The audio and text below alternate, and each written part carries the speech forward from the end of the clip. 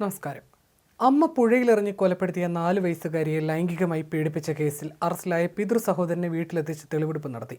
മറ്റക്കുഴിയിലെ വീട്ടിലെത്തിച്ച് പ്രതിക്ക് നേരെ നാട്ടുകാരുടെ ഭാഗത്തു നിന്ന് കയ്യേറ്റ ശ്രമമുണ്ടായി. പ്രതിയുടെ മുഖം മറക്കരുതെന്ന് നാട്ടുകാർ ആവശ്യപ്പെട്ടു. പ്രദേശത്ത് സ്ത്രീകൾ ഉൾപ്പെടെയുള്ളവർ പ്രതിയെ കയ്യേറ്റം ചെയ്യുന്നതിനായി വീടിന് മുൻപിലെത്തിയിരുന്നു. തെളിവെടുപ്പിനെത്തുമ്പോൾ പ്രതിയുടെ അടുത്ത ബന്ധുക്കൾ വീട്ടിലുണ്ടായിരുന്നുവെങ്കിലും കുട്ടിയുടെ പിതാവ് വീട്ടിലുണ്ടായില്ല. ജീപ്പിൽ നിന്നിറങ്ങിയ പ്രതി മുഖം മറയ്ക്കാൻ ശ്രമിച്ചു. എന്നാൽ ഇതിന് നാട്ടുകാർ അനുവദിച്ചില്ല. എന്തിനാണ് കുഞ്ഞിനോട് ഇങ്ങനെ ചെയ്തത് എന്ന് ചോദിച്ചാണ് നാട്ടുകാർ പ്രതിക്ക് നേരെ പാഞ്ഞെടുത്തത്. ഇതോടെ പോലീസും നാട്ടുകാരും തമ്മിൽ ഉന്തും തള്ളുമുണ്ടായി. 5 മിനിറ്റ് മാത്രമാണ് വീട്ടിലെ തെളിവെടുപ്പ് നീണ്ടത്. 3 ദിവസത്തേക്കാണ് ഇയാളെ കസ്റ്റഡിയിൽ വിട്ടിരിക്കുന്നത്. തിങ്കളാഴ്ച പ്രതിയെ വീണ്ടും കോടതിയിൽ ഹാജരാക്കും. ഇയാൾ മറ്റു കുട്ടികളെ പീഡിപ്പിച്ചിട്ടുണ്ടോ എന്നതിലേക്കും പോലീസ് അന്വേഷണം നീളുന്നുണ്ട്. നേരത്തെ അമ്മയുമായി തെളിവെടുപ്പ് നടത്തിയപ്പോഴും സമാനമായ രീതിയിൽ നാട്ടുകാരുടെ ഭാഗത്തു നിന്ന് പ്രതിഷേധമുണ്ടായിരുന്നു. ജനരോഷം കണക്കിലെടുത്ത് കനത്ത സുരക്ഷയിലായിരുന്നു അമ്മയെ പോലീസ് തെളിവെടുപ്പിനെത്തിച്ചത്. നിരവധി പേർ പ്രതിയെ കാണാനായി പാലത്തിലെത്തിയിരുന്നു.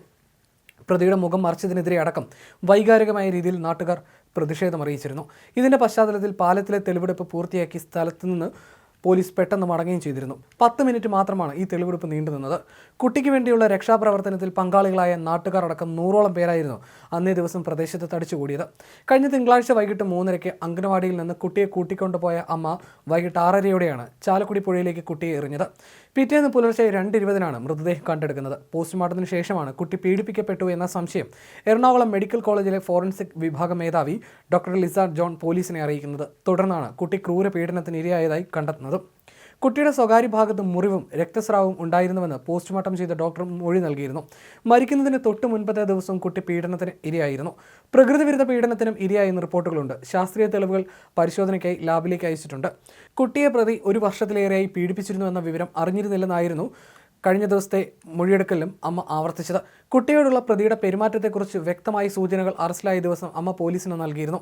അമ്മയുടെ മൊഴികളിലെ സൂചനയ്ക്കൊപ്പം സാഹചര്യ തെളിവുകളും ലഭിച്ചതോടെയാണ് ഇയാളെ കസ്റ്റഡിയിലെടുക്കാൻ പോലീസ് തീരുമാനിക്കുന്നത്. പ്രതിയെ കസ്റ്റഡിയിൽ വാങ്ങി കുട്ടിയുടെ അമ്മയ്ക്കൊപ്പം ഇരുത്തി ചോദ്യം ചെയ്യുമ്പോൾ കേസിന് കൂടുതൽ വ്യക്തത വരുമെന്നാണ് പോലീസിന്റെ പ്രതീക്ഷ.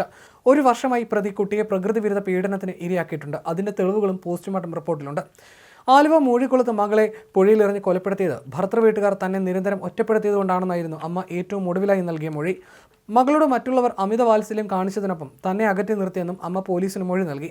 അമ്മയ്ക്ക് മാനസിക വെല്ലുവിളി ഇല്ലെന്നും മകളെ ഭർത്തൃ സഹോദരൻ ലൈംഗികമായി പീഡിപ്പിച്ചതിനെക്കുറിച്ച് അറിവില്ലായിരുന്നുവെന്നും പോലീസും സ്ഥിരീകരിച്ചിട്ടുണ്ട്.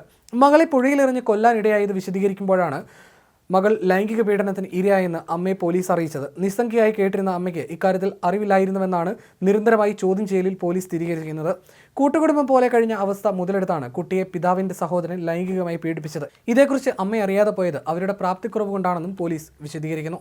കുട്ടി പോയിരുന്ന അംഗൻവാടിയിലെ വർക്കർക്കടക്കം ഇക്കാര്യം തിരിച്ചറിയാനായില്ല എന്നതും ഗൗരവമുള്ള വിഷയമാണെന്നും പോലീസ് പറയുന്നു. എല്ലാ കാര്യങ്ങളിലും ആത്മവിശ്വാസക്കുറവുള്ള വ്യക്തിയാണ് അമ്മ. ഭർത്തൃ വീട്ടിൽ തന്നെ ഒറ്റപ്പെട്ടിരുന്നു. കുടുംബാംഗങ്ങൾ മകളോട് അമിത വാത്സല്യം കാണിച്ചു. ഭർത്താവ് മറ്റൊരു വിവാഹം കഴിക്കുകയും താൻ ഇല്ലാതാകുകയും ചെയ്താൽ മകൾ ഒറ്റപ്പെടുമെന്നും കരുതി. ഇതാണ് മകളെ കൊല്ലാൻ കാരണമെന്നായിരുന്നു യുവതി മൊഴി നൽകിയത്. എന്നാൽ അമ്മ കുട്ടികളെ കൊലപ്പെടുത്താൻ നേരത്തെ ശ്രമിച്ചിരുന്നുവെന്ന ബന്ധുക്കളുടെ മൊഴി പോലീസ് തള്ളുകയും ചെയ്തിരുന്നു.